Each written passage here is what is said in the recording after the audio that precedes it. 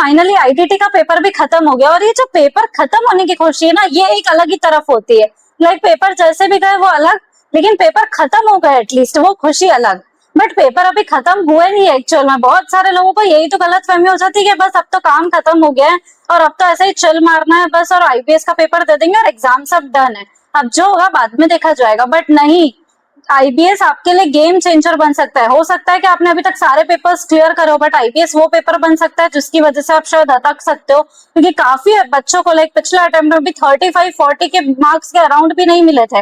वो सब सब्जेक्ट्स में क्लियर कर रहे थे, बट आईपीएस में उन्होंने क्लियर नहीं करा।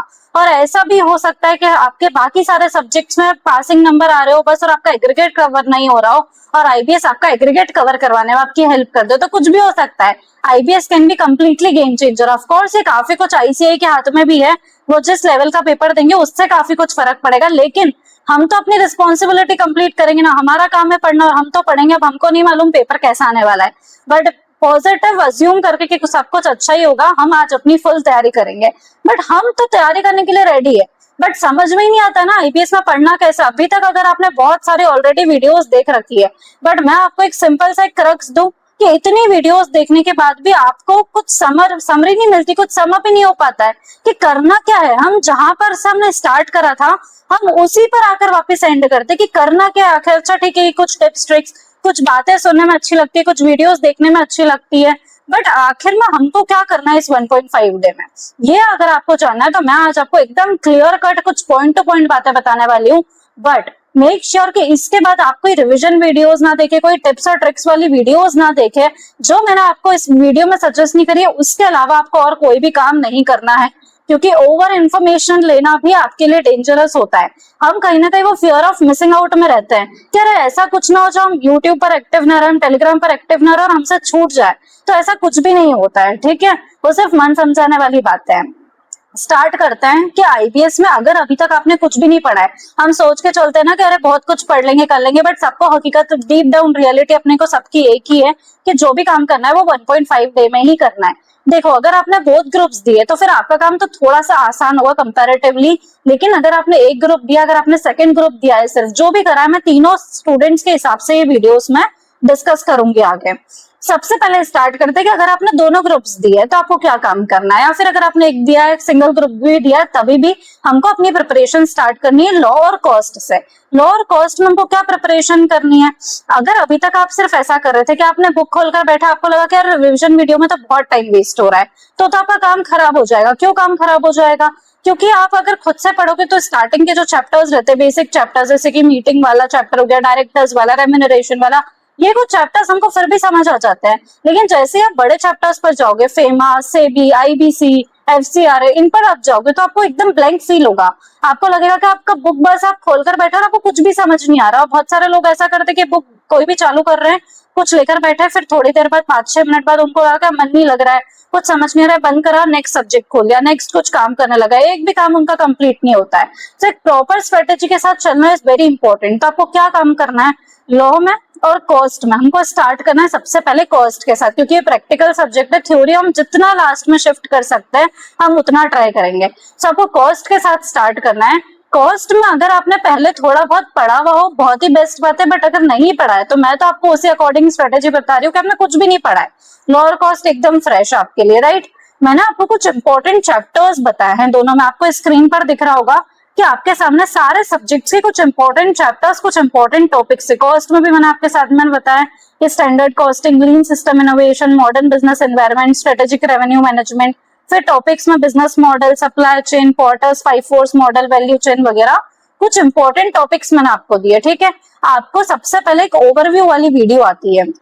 हमको मैराथन्स नहीं देखनी है बड़ी बड़ी, हमको चैप्टर वाइज रिवीजन वीडियो नहीं देखनी। अगर आप शायद मुझसे थोड़ा टाइम पहले ये बात पूछते, मैं आपको बोलती आप चैप्टर वाइज रिवीजन वीडियो देखो, बट टाइम के अकॉर्डिंग प्लान को थोड़ा बहुत चेंज करना पड़ता है। अभी मेरे पास टाइम कम है, सो जो कॉस्ट की ओवरव्यू वाली वीडियोस आपको मिलेगी 3 to 4 आवर्स की, उसमें क्या होता है पूरे सब्जेक्ट का ऊपर से आपको एक ओवरव्यू मिल जाएगा। आपको सिंपल काम करना है, आपको अपना इंडेक्स लेना है, आपको आईसीआई मटेरियल लेनी है, ये 2 चीजें आपको लेनी है, और आपको वो ओवरव्यू वाली वीडियो जो है वो चलाकर बैठ जाना है। जैसे जैसे उस ओवरव्यू वाली वीडियोस में आपको मार्किंग्स करवाई जाएगी, आपके सामने से टॉपिक्स को निकाला जाएगा, आपको भी उनके साथ वो काम करना है, कहीं पॉज करना पड़े पॉज कर लो, और थोड़ी बहुत अपने हिसाब से मार्किंग्स जो है वो करते रहो। अगर किसी ने कभी आईबीएस का पेपर पहले देखा ही नहीं है, हमको आईबीएस का जीरो ही मालूम है, लाइक कुछ भी नहीं मालूम है, तो फिर आपके लिए मैं सबसे पहले एक बात बोलूंगी, आप पहले जनवरी 26 अटेम्प्ट की 1 से 2 केस स्टडीज को पहले रेफर करो, ताकि आपको समझ आए कि आपको पढ़ना किस अकॉर्डिंग है। और अगर आपने देखा हुआ है तो फिर तो आप डायरेक्टली स्टार्ट कर दो, नहीं देखा हुआ है तो पहले आप 1-2 केस स्टडीज देखो, समझो कि किस अकॉर्डिंग आपको लिखना पड़ेगा, कैसे क्वेश्चंस आएंगे, क्योंकि क्वेश्चंस इतने डायरेक्ट नहीं आते हैं। तो कॉस्ट में आपको वो चीजें समझना जरूरी है, उसके बाद आप ओवरव्यू वाली वीडियोस देखो, मार्किंग्स करो। वो ओवरव्यू वाली वीडियो खत्म करने के बाद आज आपका यही टारगेट है कि 0.5 डे में आपको कॉस्ट का ओवरव्यू जो है वो पूरा ले लेना है। ये ओवरव्यू वाली वीडियो लेने के बाद अगर आपको लगता है कि मैंने जो भी इंपॉर्टेंट टॉपिक्स आपको लिख कर दिए, इस पर आपकी काफी अच्छे से कमांड है, तो बेस्ट चीज है। फिर तो क्या करना है, आपको इन्हीं चैप्टर्स में से आपको जो टेस्ट योर नॉलेज के क्वेश्चन है, रैंडमली वो क्वेश्चंस को पिक करना है और सॉल्व करना, लाइक उसको ढूंढना आपको स्टार्ट करना है, लिखना नहीं है। आइडेंटिफिकेशन का पार्ट आपको स्टार्ट करना है, आईसीआई मटेरियल का ही टेस्ट योर नॉलेज के क्वेश्चंस का। डन। अगर आपको लगता है कि नहीं यार मुझे इतना अच्छे से भी कमांड नहीं बनी कि मैं क्वेश्चन सॉल्व कर पाऊं, तो फिर आपको एटलीस्ट मैंने जो इंपॉर्टेंट टॉपिक्स लिख कर दिए हैं उनकी आपको सेपरेट रिवीजन वीडियोस देखनी है चैप्टर्स की। कहाँ से आप देखोगे, सो बहुत सारे चैनल है, एक रोहन गर्ग सर का चैनल है, एक सीए विद विकृत करके चैनल है जिसमें उन्होंने बहुत डिटेल में समझाए हुए क्वेश्चंस करवाए हुए, तो आप वो भी देख सकते हो, काफी सारी वीडियोस आपको मिल जाएगी। ठीक है, तो आप ये वीडियोस देखकर वो चैप्टर्स को इंडिविजुअली समझो और फिर टेस्ट योर नॉलेज के क्वेश्चंस करो। ये आज आपका कॉस्ट का काम है। नेक्स्ट डे, अब कल हमको क्या काम करना है, सो कल आपको ये सेम चीज लॉ के साथ स्टार्ट करनी है। तो लॉ के पहले आपको ओवरव्यू वाली वीडियो देखनी है, उसके बाद मैंने जो भी चैप्टर्स आपको इंपॉर्टेंट लिख कर दिए उन चैप्टर्स के आपको एटलीस्ट टेस्ट योर नॉलेज के क्वेश्चंस करने हैं। अब क्या आईबीएस में ऐसा इंपॉर्टेंट कुछ एग्जिस्ट करता है कि ऑब्वियसली नहीं, बिकॉज ये मतलब अपन फिर भी चलो एक बार सब्जेक्ट्स में टॉपिक्स निकाल सकते हैं, बट आईबीएस में तो हम नहीं निकाल सकते। सो ये जो टॉपिक्स है ना, कुछ आईसीआई रिपीटेटिव टॉपिक्स पूछता है, सिर्फ 4 टॉपिक्स है, तो हमको तो सभी करना है, बट ऑब्वियसली हमको स्टिल प्रायोरिटाइज तो करना ही पड़ेगा कुछ न कुछ। तो ये टॉपिक्स मैंने आपको प्रायोरिटाइज करके दिए हुए, तो इन टॉपिक्स का आपको टेस्ट योर नॉलेज के क्वेश्चन सॉल्व करके देखना है। ये जैसे ही आपने काम करा, आपको कुछ भी लर्न नहीं करना है, ऑब्वियसली आपको सिर्फ पता होना चाहिए कि कौन सा टॉपिक कहाँ आपको मिलेगा, और आपको उसका प्रोविजन का आइडिया होना चाहिए कि अच्छा अगर कुछ इंटरलिंकिंग है तो आपको एटलीस्ट पता हो कि कहाँ वो इंटरलिंकिंग है। अब लॉ में हमको कौन सा मटेरियल यूज करना है, अगर आपने ऑलरेडी किसी फैकल्टी का मटेरियल ले रखा आपके पास है, जैसे शुभम सिंगल सर है, हर्ष गुप्ता सर है, तो फिर आप वही यूज करो। लेकिन अगर आपके पास कोई भी मटेरियल नहीं है तो फिर आप आईसीआई मटेरियल तो अपनी है ही सही बेस्ट, वो यूज करो, और जो उसका इंडेक्स है वो यूज करना है। अब कौन से मटेरियल्स ले जाने वो भी मैं आपके साथ आगे वीडियो में डिस्कस करने वाली हूँ, उसके लिए थोड़ा सा वेट करो। अब ये कॉस्ट और लॉ हमने कर लिया है, ठीक है।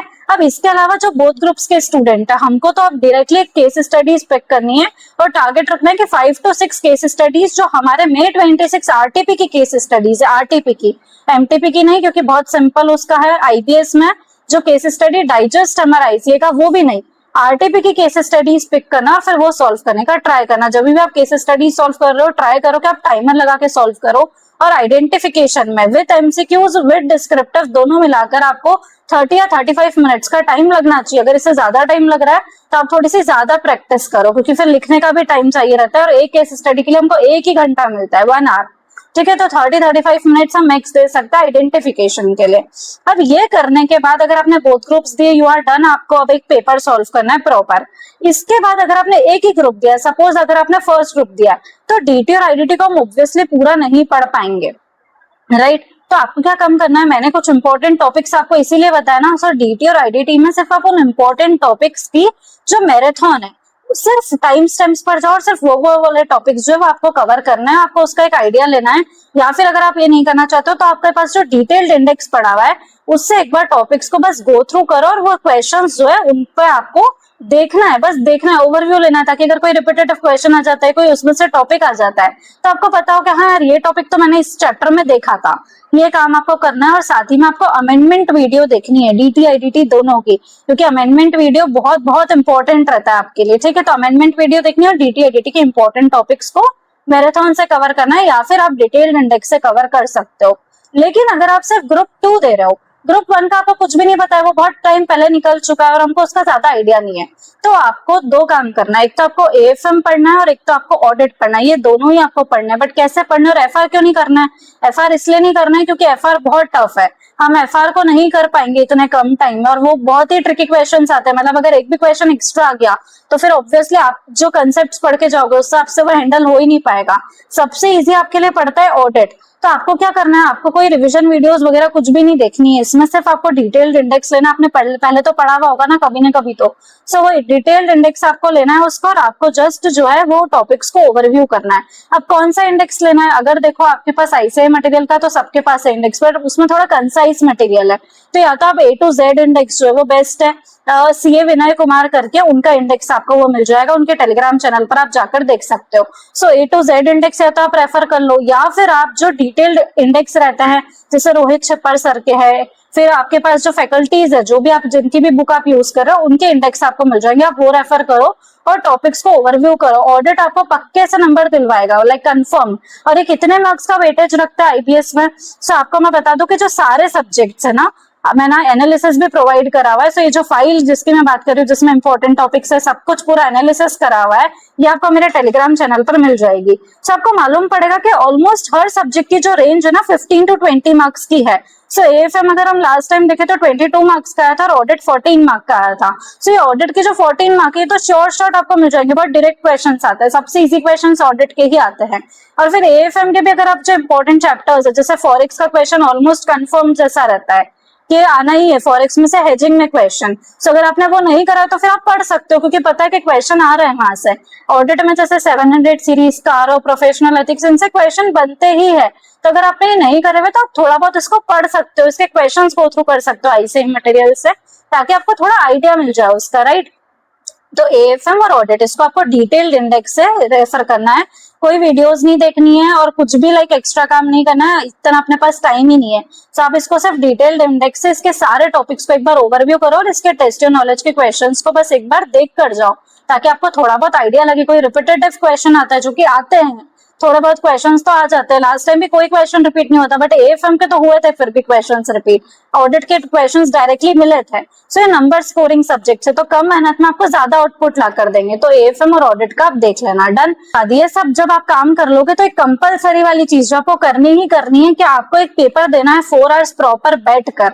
और ये पेपर कौन सा होगा, अगर आपने जनवरी 26 का पेपर ऑलरेडी अपियर करा हुआ है तो फिर तो आप वो पेपर की जगह एक एमटीपी लगा लो, ठीक है, तो वो आपके लिए बेस्ट हो जाएगा। लेकिन अगर आपने वो पेपर नहीं देखा हुआ है जनवरी 26 का, तो आपके लिए बेस्ट होगा लेकर बैठो उस पेपर को, पूरा सॉल्व करो प्रॉपर फॉर्मेट में। और ये काम जरूर करना ताकि आपको पूरी सीक्वेंसिंग पता चलेगी कि 15 मिनट में क्या काम करना है, फिर 4 आवर्स में हम कैसे कैसे स्टडीज को फाइंड आउट करेंगे। तो वो सब चीजें पता करने के लिए एक बार आपको वो पेपर देना जरूरी है। तो ये पेपर आप कब दोगे, कल आप दोगे इसको, जो भी आपको 4 घंटे का कोई भी स्लॉट आपको वेकेंट मिले उसमें आप दे सकते हो, कोई ऐसा फिक्स टाइम नहीं रहता है इसका। अब कौन कौन से मटेरियल्स हमको लेकर जाने हैं आईबीएस के लिए, मैं तो यही बोलूंगी कि जो भी आपके पास फैकल्टीज की बुक है सबसे पहले आप क्वेश्चन बैंक और कंसेप्ट बुक दोनों लेकर जाओ। देन आईसीआई मटेरियल की बात आती है तो आईसीआई मटेरियल हमको एफआर, ऑडिट और एएफएम इसमें तो लेकर जानी है। डीटीआईडीटी में क्वेश्चंस रिपीट होते नहीं आईसीआई मटेरियल के, तो अगर आपके पास है आईसीआई मटेरियल अवेलेबल तो आप डेफिनेटली लेकर जाओ, क्योंकि एक बार हुआ था, एक बार सितंबर अटेम्प्ट में ट्रांसफर प्राइसिंग का एकदम डायरेक्ट क्वेश्चन आता जो कि किसी भी कंसेप्ट बुक में नहीं था, और हम तो यहाँ पे एक एक क्वेश्चन के लिए फाइट कर रहे हैं, तो डेफिनेटली वो हमारे लिए मैटर करता है। सो अगर आपके पास आईसीआई मटेरियल है तो आप लेकर जरूर जाओ। ऑब्वियसली वहां पर हमको ऐसा नहीं कि हम लेकर गए तो हमको खोल के देखना, हमारा टाइम वेस्ट हो रहा है, आप उसको सबसे नीचे अरेंज कर देना और पहले इंडेक्स में से रेफर करना। अगर आपको लगे कि हाँ इंडेक्स जो है उसमें हमको लग रहा है कि कोई टॉपिक हमको मिलेगा तभी हमको वो मटेरियल खोलना, अदरवाइज वो पड़ी रहेगी। तो ऐसा कोई भी काम मत करना कि बाद में हमको रिग्रेट हो कि यार काश हम वो भी मटेरियल ले आते हैं। तो जो भी आपके पास है उसको ले जाने में कोई बुराई नहीं है, बस आपको वहां पे थोड़ा अरेंजमेंट ऐसा करना पड़ेगा कि जो चीज कम काम की है वो आपको नीचे रखनी है। तो उसमें डीटीआईडीटी का आईसीआई मटेरियल जो सबसे नीचे रखना, तो भी आपका काम बन जाएगा, ठीक है।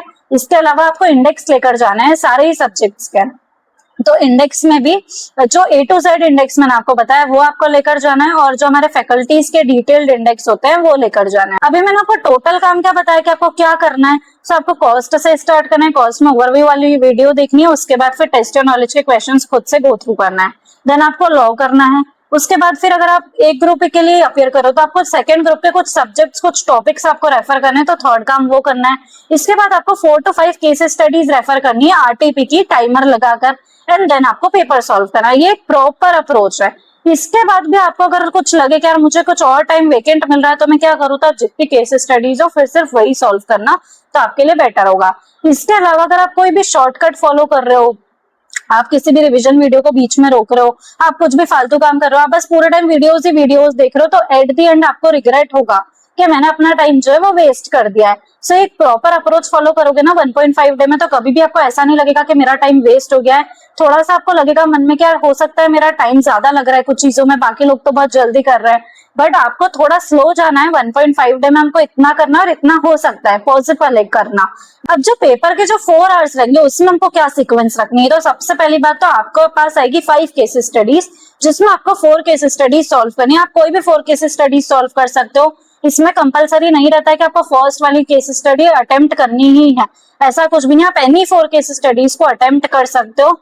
एक केस स्टडी के लिए आपको 1 आवर मिलता है, इससे ज्यादा आपको टाइम नहीं मिलेगा। तो आपकी सीक्वेंस क्या होनी चाहिए, जो आपके पास 15 मिनट्स का रीडिंग टाइम रहता है, उस 15 मिनट के रीडिंग टाइम में आपको क्या करना है, आपको सिर्फ डिस्क्रिप्टिव जो क्वेश्चंस है ना वो आप देखना, और एटलीस्ट आप सब्जेक्ट लिखते जाना, क्योंकि आपको पता है कि आपके किस सब्जेक्ट पे कम कमांड है। तो जैसे ही आप सब्जेक्ट्स लिखना चालू करोगे कि फर्स्ट क्वेश्चन जो ये डीटी का दिख रहा है, तो एटलीस्ट आपके पास जो है वो पता चल जाएगा आपको कि कौन सी केस स्टडी में शायद आपको प्रॉब्लम आ सकती है।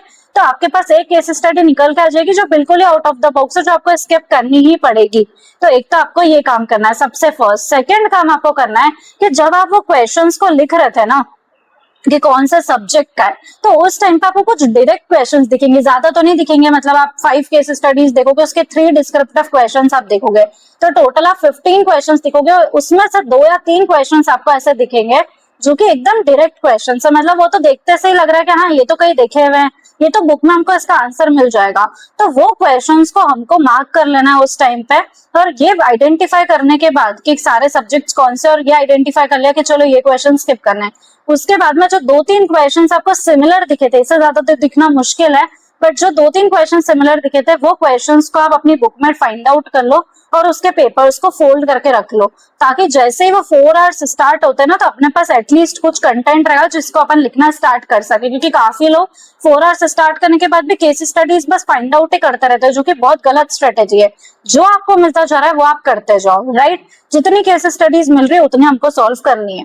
अब बात आती है कि एमसीक्यूज कब पिक करना है। देखो, जब भी आप कोई केस स्टडी सॉल्व करो, आप ट्राई करो कि आप एमसीक्यूज उसी टाइम उसके फाइंड आउट कर सको। क्यों? क्योंकि जब आप बहुत लास्ट में उसको सॉल्व करोगे तो आपको एमसीक्यूज के लिए वापस से पूरी केस स्टडी पढ़नी पड़ेगी, तो आपका जो टाइम है ना बहुत ज्यादा वेस्ट हो जाएगा अननेसेसरी।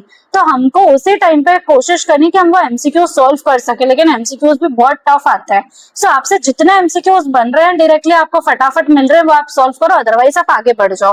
क्योंकि हमारी लिमिट होनी चाहिए किसी भी क्वेश्चन को सॉल्व करने की 55 मिनट। जैसे ही 55 मिनट्स हो गए वैसे ही हम उसको वहां पर छोड़ देंगे और नेक्स्ट केस स्टडी पे आगे बढ़ जाएंगे, क्योंकि हमें नहीं पता है कि जो शायद आगे वाली केस स्टडी है वो आपको ज्यादा नंबर दे सकती है, राइट। तो ऐसा कोई भी केस स्टडी नहीं हो जो हमारी छूट जाए, क्योंकि काफी लोग सिर्फ 3 ही केस स्टडीज लिख पाते हैं, पेपर ही 70-75 का अटेम्प्ट करके है, तो फिर उनको क्या ही नंबर मिलेंगे। इससे अच्छा है कि आप जब फालतू टाइम वेस्ट करो ऐसे क्वेश्चंस को फाइंड आउट करने में जो नहीं मिल रहे, क्योंकि वो एक्चुअल में out of the box questions होंगे, तो बेटर है कि आप नेक्स्ट केस स्टडी पे जंप कर जाओ, फिर बाद में जब टाइम बचता है तो वो रिमेनिंग टाइम में आप फाइंड आउट कर सकते हो। तो आज की वीडियो अगर आपको पसंद आई हो तो वीडियो को लाइक करना ना भूले, चैनल को सब्सक्राइब करना ना भूले। So thank you so much for watching.